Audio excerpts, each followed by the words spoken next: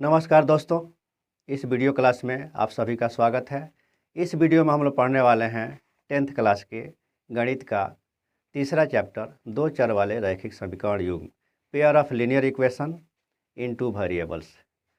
तो यह चैप्टर आपके बोर्ड एग्जाम के लिए काफ़ी महत्वपूर्ण है, क्योंकि इस चैप्टर से लगभग 20 अंक के प्रश्न आते हैं और विभिन्न प्रतियोगी परीक्षाओं में भी इस चैप्टर से प्रश्न अवश्य रहते हैं। तो आइए इस चैप्टर को शुरू करते हैं। तो सबसे पहले इस चैप्टर के जो नाम है उसके मीनिंग को क्लियर कर लेते हैं। इससे बहुत से कंसेप्ट आपको क्लियर हो जाएंगे। तो सबसे पहले आपका इसमें है दो चर अर्थात इस चैप्टर के कोई भी समीकरण लेंगे तो उसमें दो चर अवश्य होंगे। और दूसरा शब्द है चर, वेरिएबल। तो वेरिएबल क्या होता है? वेरिएबल वह राशि जिसका मान बदलता हो, उन्हें चर कहते हैं। और चरों को हम किससे सूचित करते हैं जी? आता है X, Y, Z, U, V, W, S, T इत्यादि से सूचित करते हैं। प्रश्न में हम चरों को X, Y, Z, U, V, W, S, T से सूचित करते हैं। अगला शब्द है आपका रैखिक। रैखिक का क्या अर्थ है? रैखिक का अर्थ रेखा से है, और वह भी कैसी रेखा? आती एक सरल रेखा। तो वह समीकरण जिसका ग्राफ एक सरल रेखा प्राप्त हो, सरल रेखा। ग्राफ आप लोग पढ़ चुके हैं 9th क्लास में, है ना? ग्राफ सरल रेखा प्राप्त होती है, और जिस समीकरण के ग्राफ सरल रेखा प्राप्त होती है उस समीकरण को हम कहते हैं रैखिक समीकरण। अब अगला शब्द है समीकरण। समीकरण का क्या अर्थ है? तो समीकरण का अर्थ है समता, बराबर। समता का अर्थ यहाँ बराबर से लेते हैं, जैसे बराबर का चिन्ह है, और प्रत्येक समीकरण में बराबर का चिन्ह होता है। जैसे 2x - 7 बराबर 11, यह एक समीकरण है। और समीकरण में जो बराबर का चिन्ह है वह समीकरण को दो भागों में बांटता है। बराबर के बाईं ओर वाले जो व्यंजक हैं इसे हम कहते हैं LHS, यानी कि बायां पक्ष। और बराबर के दाईं ओर वाले जो व्यंजक हैं उसे हम कहेंगे दायां पक्ष। तो 2x - 7 समीकरण का बायां पक्ष है और 11 जो है दायां पक्ष है। तो जहाँ भी समीकरण होगा उसके दो पक्ष होंगे और बीच में बराबर का चिन्ह होगा। बराबर के बाएं वाले को बायां पक्ष और दाएं वाले को दायां पक्ष कहते हैं। और यह दोनों पक्ष किसी तुला का नाम सुने होंगे, तुला, तराजू। किसी तुला के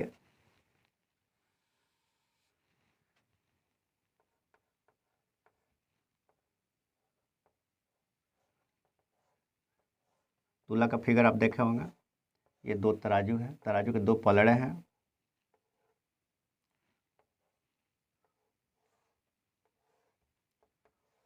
और कैसे पलड़े हैं जी? या तो संतुलित पलड़े हैं।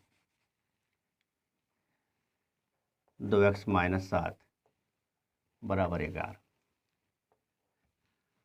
तो समीकरण के बायां और दायां पक्ष किसी तुला के दो संतुलित पलड़े के समान है, यानी कि बिल्कुल बैलेंस बनाया हुआ है। कहीं न इधर बायां पक्ष कम होगा ना दायां पक्ष कम होगा।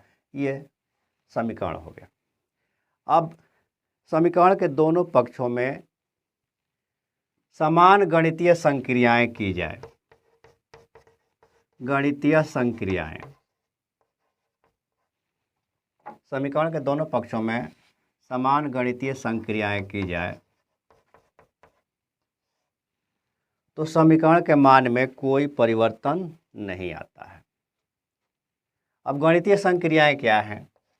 जैसे एडिशन है, सब्ट्रैक्शन है, मल्टीप्लिकेशन है और डिवीजन है। जोड़, घटाव, गुणा और भाग, गणित की 4 मूल संक्रियाएं हैं और इन 4 मूल संक्रियाओं में अगर जैसे योग है तो दिए गए समीकरण के दोनों पक्षों में किसी संख्या को जोड़ा जाए तो समीकरण के मान में कोई परिवर्तन नहीं आता है। समीकरण के दोनों पक्षों में कोई खास संख्या को घटाया जाए तो समीकरण के मान में कोई परिवर्तन नहीं आता है। समीकरण के दोनों पक्षों में किसी खास संख्या से गुणा किया जाए तो समीकरण के मान में कोई परिवर्तन नहीं आता है। उसी प्रकार समीकरण के दोनों पक्षों में किसी खास संख्या से भाग दिया जाए तो समीकरण के मान में कोई परिवर्तन नहीं आता है। इसी को कहा जाता है कि समीकरण के दोनों पक्षों में, है ना, गणित की संक्रियाएं करने पर कोई परिवर्तन नहीं आता है। आइए इस प्रश्न को इस नियम का उपयोग करके हल करते हैं। जैसे 2x - 7 = 11 है, क्या करेंगे? तो दोनों पक्षों में 7 जोड़ेंगे।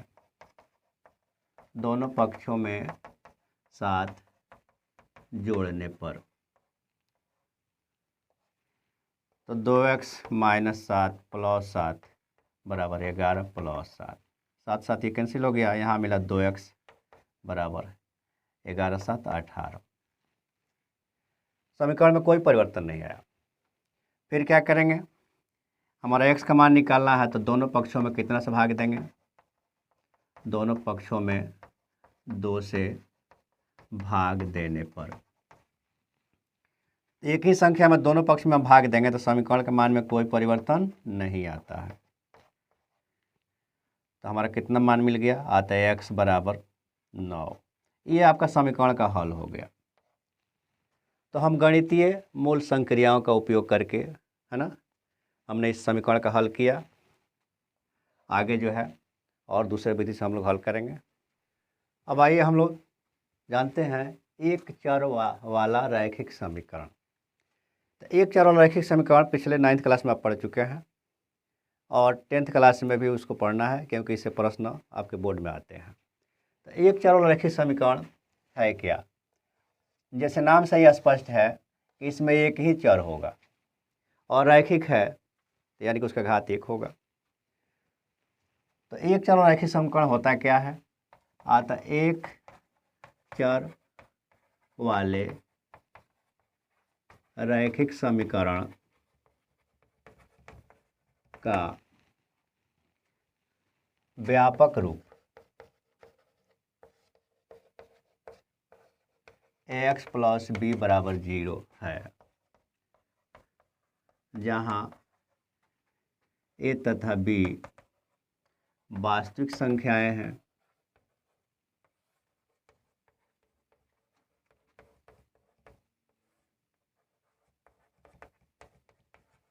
एवं a बराबर नहीं है 0। एक चर वाले रैखिक समीकरण का व्यापक रूप ax + b = 0 है, जहाँ a और b वास्तविक संख्याएं हैं तथा a बराबर नहीं है 0। a बराबर नहीं है 0 लिखने का क्या क्या अर्थ है? अतः अगर a 0 हो जाएगा तो यह चर समाप्त हो जाएगा, इसलिए लिखा जाता है कि a का मान 0 के बराबर नहीं है। अब इसका उदाहरण देखिए। उदाहरण में 2x - 7 = 15, चर x में रैखिक समीकरण है।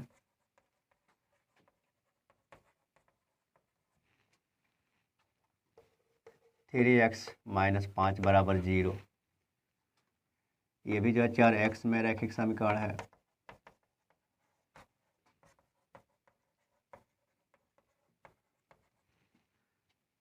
तुलना करें तो एक जगह पर यहाँ 2 है पहले समीकरण में, दूसरे में एक जगह पर 3 है, b की जगह पर पहले समीकरण में -7 है और दूसरे समीकरण में -5 है। एक और एग्जाम्पल देखते हैं। 3y - 11 = 15। इस समीकरण में देखिए ये इसमें चर कौन सा है? अतः यह चर y में रैखिक समीकरण है।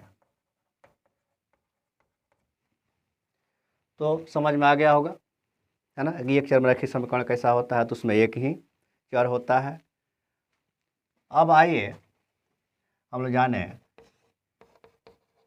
एक चर वाले रैखिक समीकरण का हल। एक चर रैखिक समीकरण का हल क्या होता है तो समझ लीजिए क्या है। तो चर x का वह मान जो इस समीकरण को संतुष्ट करता है, इस समीकरण का हल कहलाता है। यानी कि x का मान कोई संख्या ऐसा रखा जाए कि इसको हल करने पर कितना आ जाए, 15 आ जाए।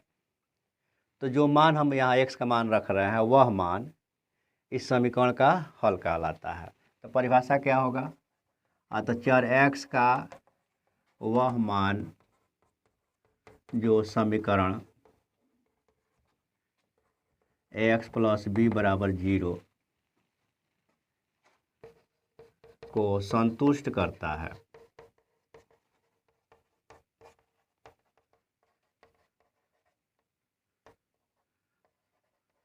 समीकरण का हल कहलाता है।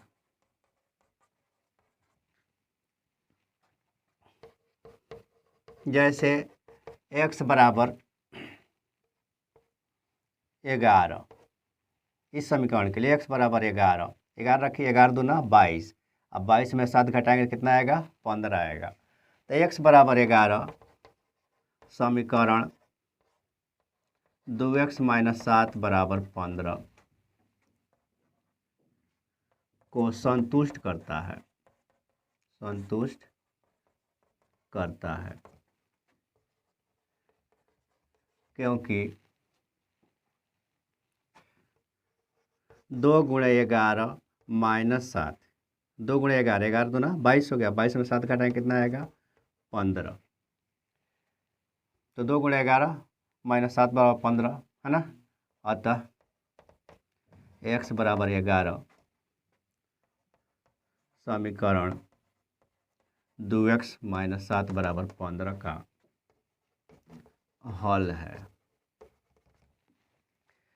अब हल निकालना सीख गए। x = 11।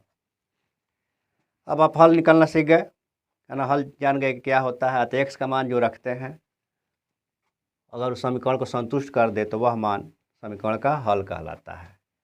अगला है हलों की संख्या कितनी होगी, है ना। एक चर वाले रैखिक समीकरण के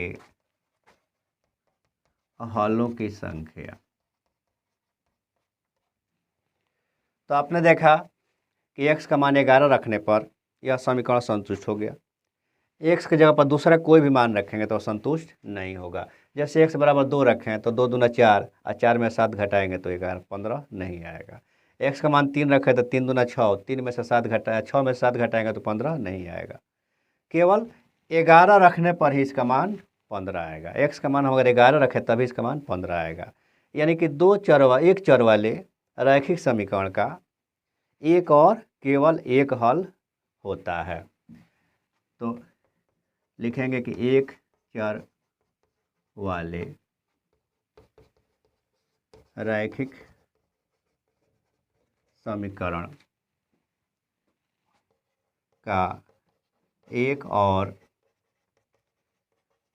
केवल एक हल होता है। क्लियर हो गया। एक चर वाले रैखिक समीकरण कितने हल होंगे, तो एक हल होंगे। ठीक है।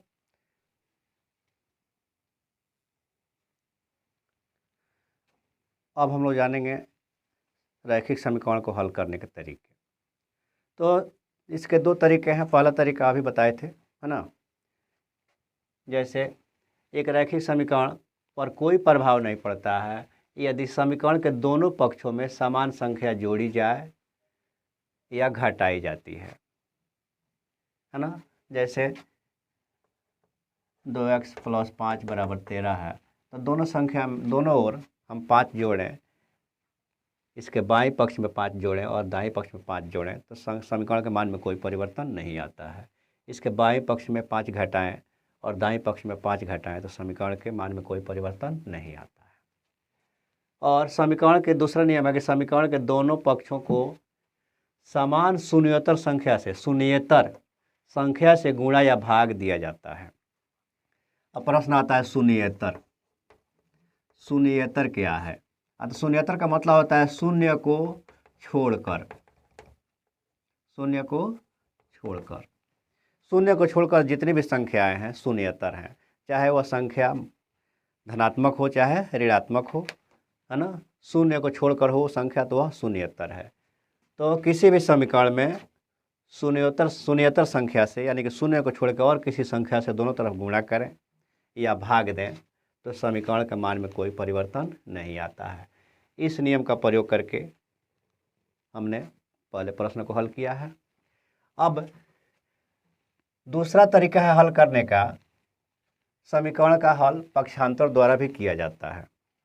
समीकरण का हल किस विधि द्वारा? पक्षांतर द्वारा किया जाता है। पक्षांतर है क्या? तो आप देखें कि समीकरण के दो पक्ष होते हैं।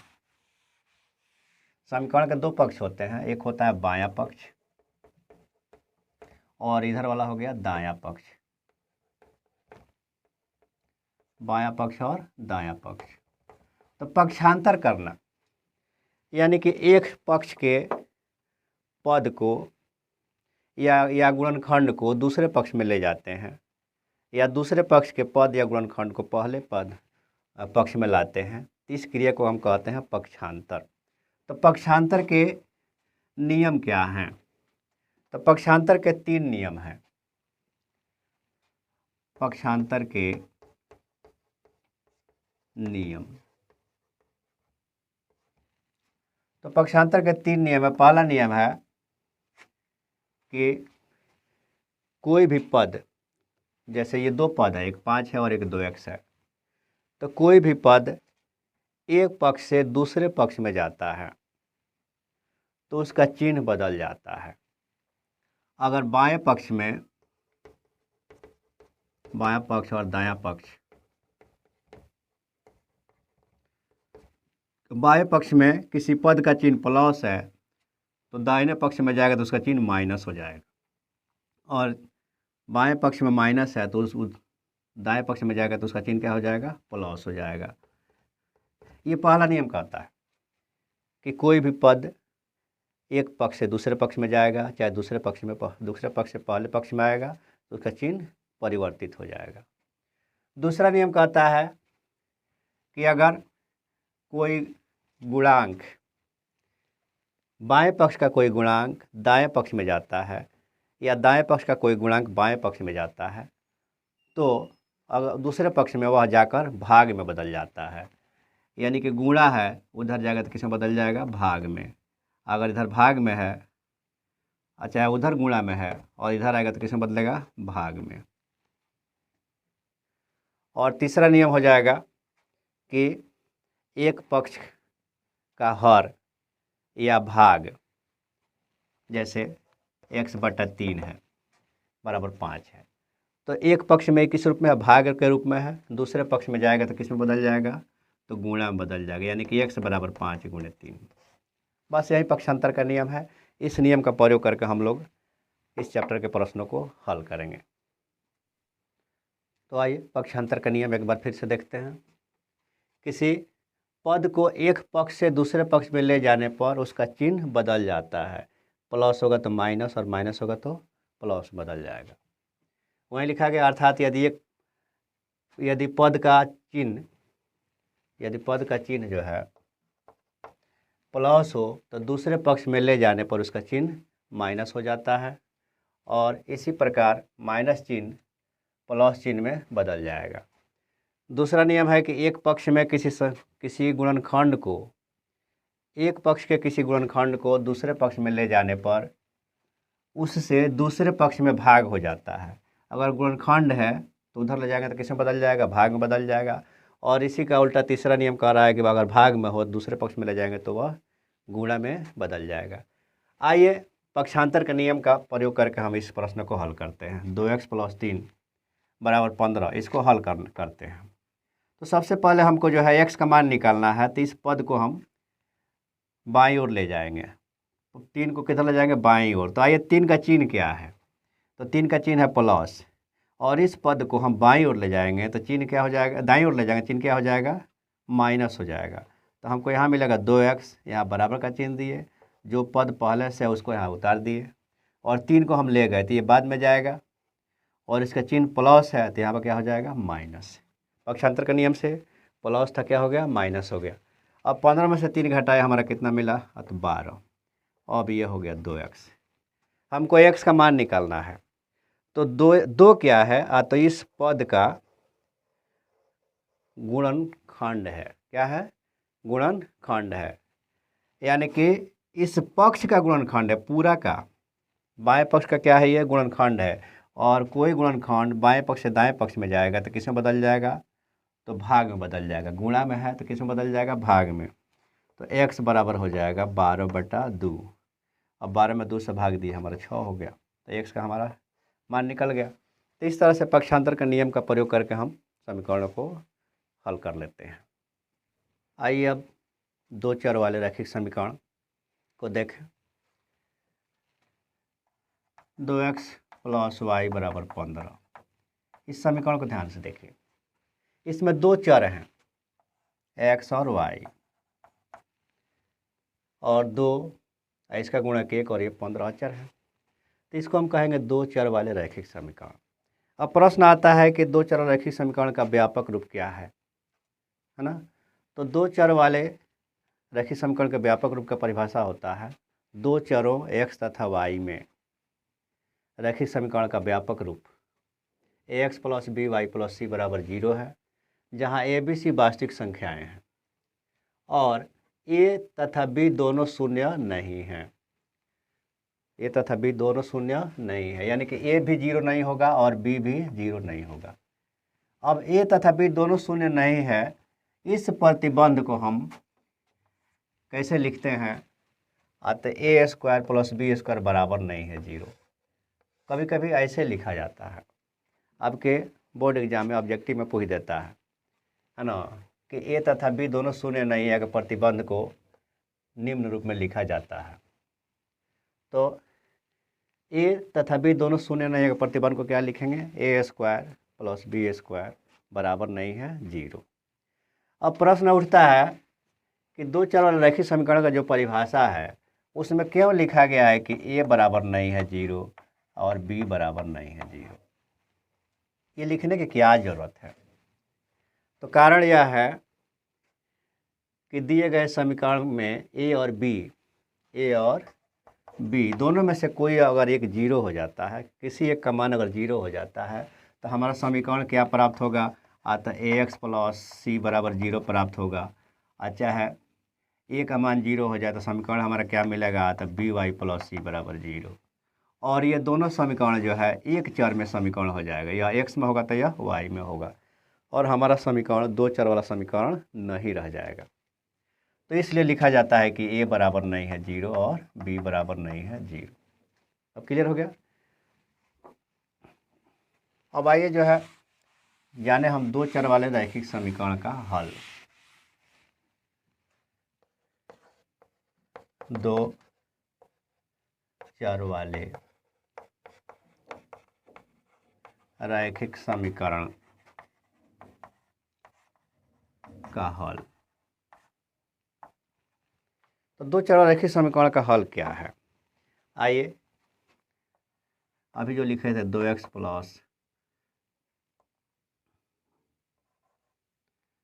2x + y = 15, एक समीकरण हमने लिखा था 2x + y = 15।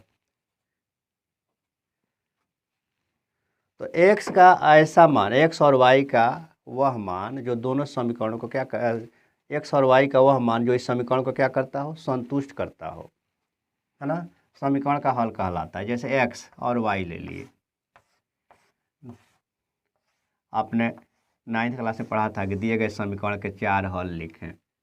तो हल लिखते थे, x का मान मान लीजिए कि हम 0 रख दिए तो यह 0 हो गया। तो y का मान कितना होगा, तो 0 में कितना जोड़ेंगे, 15 आएगा। तो 0 में हम कितना जोड़ेंगे, तो 15 जोड़ेंगे, तो y का मान क्या हो गया, 15। x का मान मान लीजिए कि हम 2 रख दिए, तो 2 दूना 4, 4 में कितना जोड़ेंगे, 15 आएगा। 11 जोड़ेंगे तो y का मान हो गया 11। x का मान 5 रख दिए तो 5 दूना 10, 10 में कितना जोड़ेंगे तो 5 जोड़ेंगे तो 15 आ जाएगा। ऐसे x का मान एक संख्या रखेंगे तो दूसरी संख्या y का मान प्राप्त होगा, जिससे जोड़ने पर कितना आएगा 15 आएगा। तो समीकरण का हल क्या कहलाएगा, तो समीकरण का हल ये देखिए जोड़े में है। अगर 0 रखते हैं तो y का मान 15 आता है, x का मान 2 रखते हैं तो y का मान 11 आता है। तो एक जोड़ा यह हल हो गया तो दूसरा जोड़ा यह हल हो गया, तीसरा जोड़ा यह हल हो गया। यानी कि चर x और y के वे मान युग्म जो समीकरण को संतुष्ट करते हैं समीकरण के हल कहलाते हैं। ठीक है, तो बहुत छोटा सा परिभाषा है कि चर x तथा y के वे मान युग्म जो समीकरण ax plus by plus c बराबर 0 को संतुष्ट करते हैं।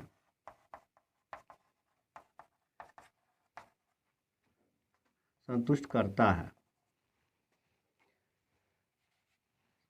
करता है समीकरण का हल कहलाता है। तो समीकरण का हल क्या है, अतः x और y के मानों का जोड़ा है ना। जैसे 2x प्लस वाई बराबर 15 चर x तथा y में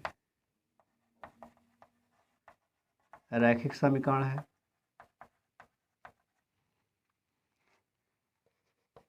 यहाँ चर x तथा y के अनेक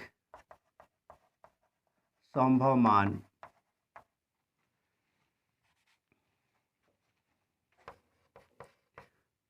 होंगे, जिसके लिए 2x प्लस वाई बराबर क्या होगा 15 प्राप्त होगा। आइए अभी हम लोग हल किए थे, x और y दो मान लिए थे, दोनों का हल किए थे, अनेक मान प्राप्त हुए थे।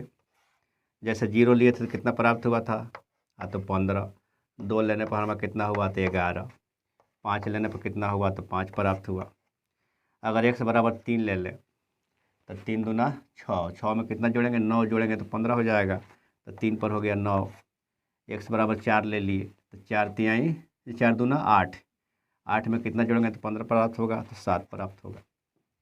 यानी कि x के प्रत्येक मान के लिए, x के प्रत्येक वास्तविक मान के लिए समीकरण 2x प्लस वाई में y का एक मान प्राप्त होता है जो इस समीकरण को क्या करता है संतुष्ट करता है। और इस तरह से x और y के मानों के अनेक युग्म प्राप्त होते हैं, अनेक जोड़े प्राप्त होते हैं जो इस समीकरण को संतुष्ट करते हैं। इससे क्या स्पष्ट होता है कि दो चर वाले रैखिक समीकरण के अनेक हल प्राप्त होते हैं। तो यहाँ हम लिख सकते हैं नोट में कि दो चर वाले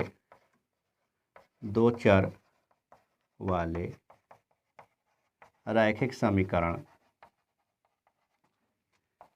ax plus b y plus c बराबर 0 है ना के वास्तविक संख्याओं r के समुच्चय में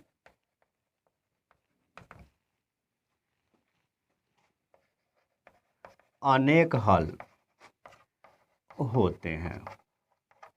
क्लियर हो गया। तो इस तरह से हम बता सकते हैं कि दो चर वाले समीकरण के कितने हल होंगे। और एक चर वाले समीकरण के बारे में पढ़े थे कि एक चर वाले रैखिक समीकरण के एक और केवल एक हल होते हैं, जबकि दो चर वाले रैखिक समीकरण के वास्तविक संख्याओं के समुच्चय में अनेक हल होते हैं। अभी तक हम लोग जो है बेसिक पढ़ रहे थे इस चैप्टर में। अब हम लोग पढ़ेंगे दो चर वाले रैखिक समीकरण युग्म। तो दो चर वाले रैखिक समीकरण युग्म है क्या। तो दो चर वाले दो रैखिक समीकरणों को एक साथ लेने पर हम उसे दो चर वाले रैखिक समीकरण युग्म कहते हैं।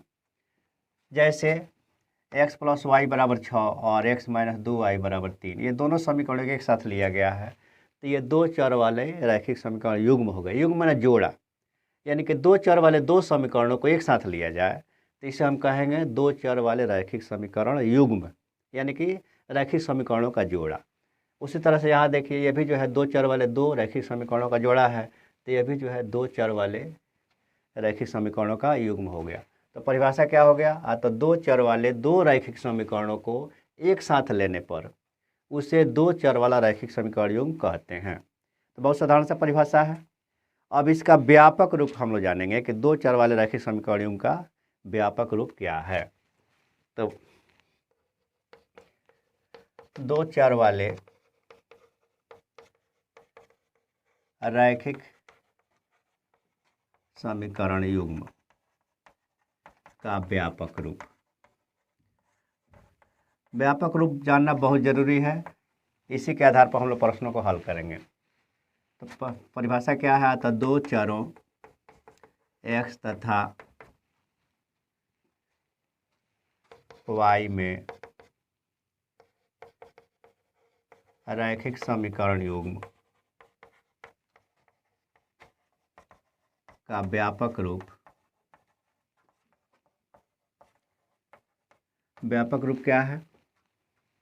तो a1x plus b1y plus c1 बराबर 0, a2x plus b2y plus c2 बराबर 0, जहाँ a1 b1 c1 a2 b2 c2 ये वास्तविक संख्याएं हैं। a1 b1 c1 a2 b2 c2 वास्तविक संख्याएं हैं। एवं और क्या कंडीशन है इसका? तो a1 square plus b1 square बराबर नहीं है 0, तथा a2 square plus b2 square बराबर नहीं है 0। एक दो चर वाले रैखिक समीकरण में आप पढ़े थे कि a square plus b square बराबर नहीं है 0। इसमें जब a1 b1 है तो इसलिए उसके बदले में क्या लिखा गया? तो a1 square plus b1 square बराबर नहीं है 0। क्यों लिखा गया है? तो a1 या b1 कोई 0 हो जाए तो एक चर वाला समीकरण हो जाएगा। अतः a1 b1 को 0 नहीं होना चाहिए, a2 b2 को 0 नहीं होना चाहिए। एग्जाम्पल भी देख लिए दो चर रैखिक समीकरण युग्म का। अब हम लोग जो है दो चर वाले रैखिक समीकरण युग्म का हल जानेंगे। ठीक है, अब हम लोग जानेंगे रैखिक समीकरण युग्म का हल। तो रैखिक समीकरण युग्म का हल जानने के लिए आइए जानते हैं। माना कि a1x plus b1y plus c1 बराबर 0, a2x plus b2y plus c2 बराबर 0, दो चरों x तथा y में रैखिक समीकरण युग्म है। अब इसका हल जानना है कि क्या है। तो हल क्या होगा? तो चर x तथा y के मानों का एक युग्म जो दोनों समीकरणों को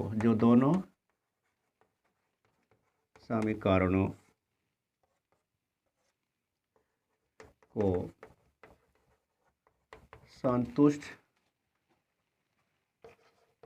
करता है। समीकरण युग्म का हल कहलाता है। अर्थात x और y का मानों का वह जोड़ा, x और y के मानों का वह जोड़ा जो दोनों समीकरणों क्या करता हो? संतुष्ट करता हो, समीकरण युग्म का हल कहलाता है। जैसे उदाहरण के लिए देखिए,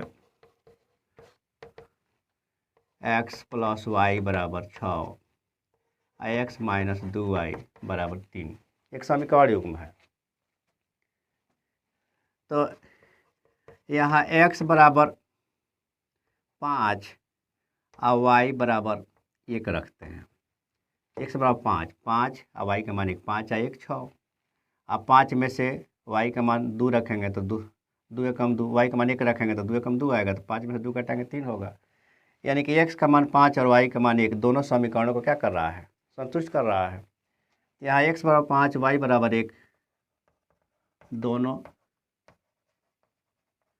समीकरणों को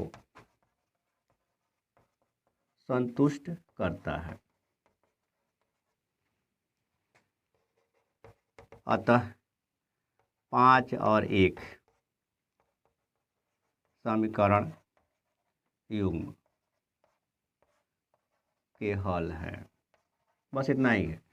x और y का मान रखेंगे, दोनों समीकरणों को संतुष्ट करता है तो लिखेंगे कि यह हल है। अगर संतुष्ट नहीं करता तो हल नहीं है।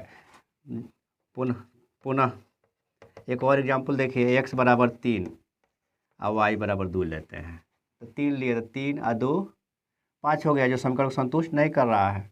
यहाँ 3 लिए, 3 और y का मान लिए कितना 2, तो 2 दूना 4, 3 में से 4 घटाएंगे तो 3 नहीं आएगा। तो यहाँ x तथा y के मान दोनों समीकरणों को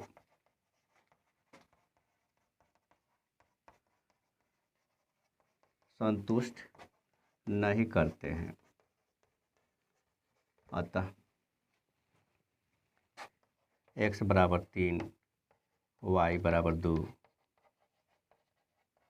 समीकरण युग्म के हल नहीं है। तो हम लोग जान चुके कि समीकरण युग्म का हल क्या है। x और y के हुए मान युग्म जो दोनों समीकरण को संतुष्ट करते हैं समीकरण के हल कहलाते हैं, और संतुष्ट नहीं करेंगे तो हल नहीं है। अब इस वीडियो में बस इतना ही। अगले वीडियो में हम लोग सीखेंगे 2 चर वाले रैखिक समीकरण युग्म को भिन्न भिन्न विधियों से कैसे हल किया जाता है, और उस पर जो है ऑब्जेक्टिव प्रश्न हम लोग हल करेंगे।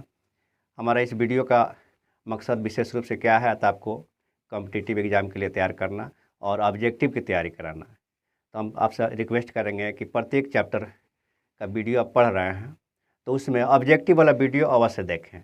इससे क्या होगा, तो कॉम्पिटिटिव तैयारी आपकी हो जाएगी और ऑब्जेक्टिव प्रश्नों के लिए दूसरे से हेल्प लेने की ज़रूरत नहीं पड़ेगी। तो वीडियो को ध्यान से देखने के लिए बहुत बहुत आपको धन्यवाद।